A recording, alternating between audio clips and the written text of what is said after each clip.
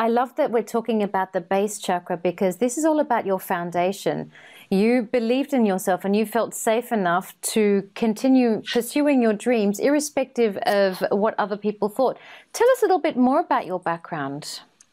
So yeah, I grew up in or actually we lived on my grandparents' farm. So for the first sort of 4 or 5 years of my life, when I was, this is a bit deep, but since we're all in a nice environment here, and Yep. I'm sure everyone can appreciate this, is that my real dad, who my mom was married to for a few years, and my sister is also his daughter, he was not a very good person to be around, quite violent, and you know, mom sort of got herself in a bit of a situation by being with him, but nonetheless, when I was born, my grandparents took mom and we ended up living with them for a few years. So I actually grew up on a farm with my grandparents. So I'm very, very close to my Baba and Guido. My Guido passed away, and very close to them.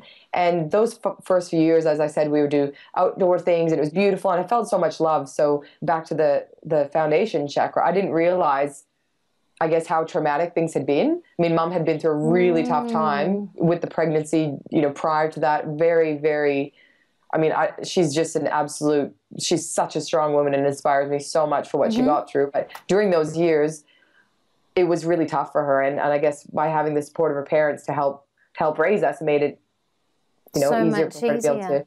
Yeah, Yeah. so in that, but because that it really was so pays tribute loving. to that old adage as well. Like, it really does take a village. The stress of raising a family with just a nuclear family, you don't really have enough support. And your mum had the support of her parents to raise her children. Yes, and that was nice. And I mean, as sort of got older, moved to like the town, and then, you know, mom was working more and doing things like that. And then I just went to school and got up into high school, where I went to Saskatoon. That's where I say I'm from.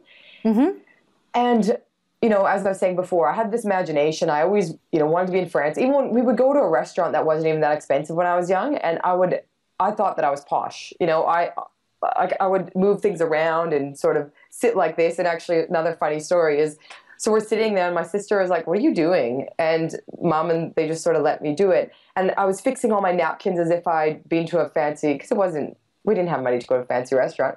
And as I went out to go to the bathroom, I fell out of the booth because there was a stair. And that was like, it's so memorable, because I remember that it was so exciting to me to be at a, you know, a bit of a nicer restaurant, because like ever since I was a child, I knew I was meant to be rich. I mean, Dolly Parton says, she goes, ever since I was a little girl, I always knew I was going to be rich. Like, you know, she says in her little like accent. I absolutely love Dolly Parton. She's been a big inspiration.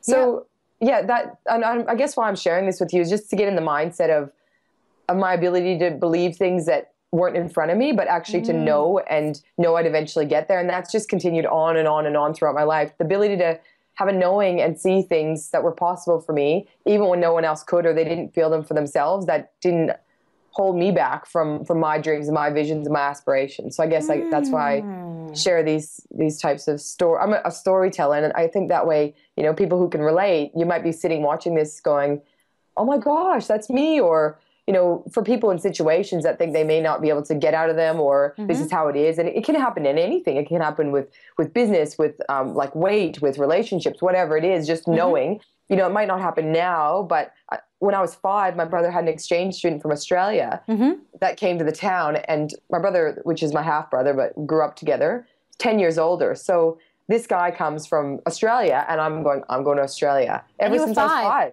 I was 5, and I didn't get here till I was 18. So, I mean, that's a bit of a lag time, but saying given that you had all sorts of growing to do in between. Well, and I mean, it's kind of hard. Like, hey, mom, I'm moving to Australia. You're 5. No, you're not. Okay. Okay. Not right now. Not right now.